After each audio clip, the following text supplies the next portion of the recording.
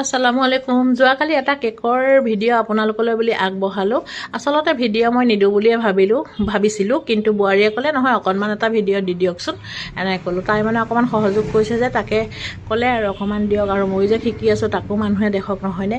আৰু আপোনালোকক কাৰোবাক যদি কেকৰ অৰ্ডাৰ লাগে আপোনালোকে অৰ্ডাৰ কৰিব পাৰে। মোৰ গেটতো বেনাৰ লগোৱা আছে আৰু মোৰ মোবাইল নাম্বাৰো দিয়া আছে। সকলোৱে মোক কণ্টেক্ট কৰিব পাৰে কেক লাগিলে, আৰু যেনেকুৱা ধৰণৰে কেক লাগক আপোনালোকে তেনেকুৱা ফ্লেভাৰৰে কেক পাব বাৰু। আৰু এতিয়া মই চাওকচোন ফুল বনালোঁ, কিন্তু ফুলৰ সেইডাল ইমান ভঙা চাওকচোন। তেনেকৈ ধৰি মই বনাইছিলোঁ জানেনে। এদিন কি হ'ল, সৰু বাচ্চা এটা আছিল, বাচ্চাটোৱে এইডাল নহয় ভাঙি পেলালে, হাতত লৈ পেলাই ভাঙি দিলে যে মই গমেই নাপালোঁ। আৰু ঠিক আছে বনাবলৈ লোৱাৰ সময়তে দেখিলোঁ এইডাল ভঙা, তাৰপিছত টেপ মাৰি এইদৰেই বনালোঁ নহয়নে। গতিকে কেনেকুৱা হৈছে কেকটো আপোনালোকে জনাব। আৰু মোৰ কেকটো বৰ বেছি দূৰৰ নাছিল, ওচৰৰে আছিল, সেই গতিকে অকণমান মৰম লগাকৈ ডেক'ৰেশ্যন কৰি দিলোঁ। কেকটো যেতিয়া ধুনীয়া হয় আৰু ভাল হ'লে যোনেই ল'বলৈ আহে তেওঁৰো ভাল লাগে নহয়নে।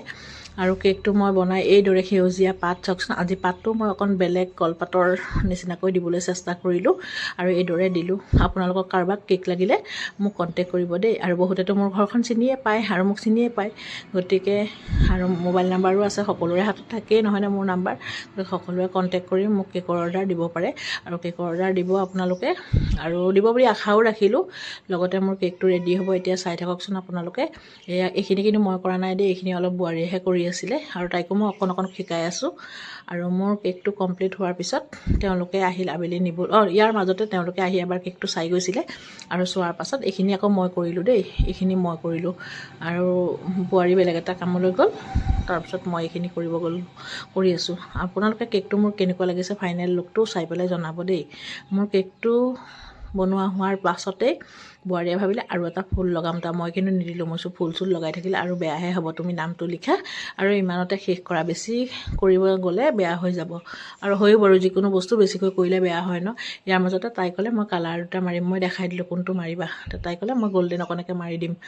তাৰপিছত সেয়া চাওকচোন, অকণমান শিকাৰ আগ্ৰহ আছে, আৰু মানে অকণ শিকিছে যে কেনেকৈ বেছিকৈ কৰোঁ। 1 কেজি কেক বনাওঁতে গৈ 1.5 কেজি কৰিলে। ওজনলৈ চোৱাই নাই আৰু 1.5 কেজি হৈ গ'লগৈ। 1 কেজি অৰ্ডাৰ হ'বলৈ বহুত লাভ কৰিছা তুমি, বহুত মোক লাভ কৰি দিলা দেই, এইদৰে বুলি তাইক অকণমান ধেমালি কৰিলোঁ। হ'ব মা, অকণমান ডাঙৰ হৈ গ'ল, এইবাৰৰ পৰা মই মোৰ আন্দাজমতেই। আচলতে কেকটো ফেটিও তাইয়ে বনাইছিল, মই বনোৱা নাছিলোঁ, সেইবাবেই বেছি ডাঙৰ হৈ গ'ল, জোখতকৈ বেছি ডাঙৰ হ'ল। তথাপিও মোৰ বেয়া লগা নাই, হওক অকণমান ডাঙৰকৈ দিব পাৰিলে মানুহক ভালো লাগে, যিহেতুকে আমি গাঁৱত থাকোঁ, গাঁৱত অকণ যদি ডাঙৰকৈ পায় বৰ ভাল লাগে। কেকটো লৈ গৈ তেওঁলোক বৰ সন্তুষ্ট হ'ল, মোক বাৰপতি ক'লে কেকটো বহুত ধুনীয়া হৈছে দেই।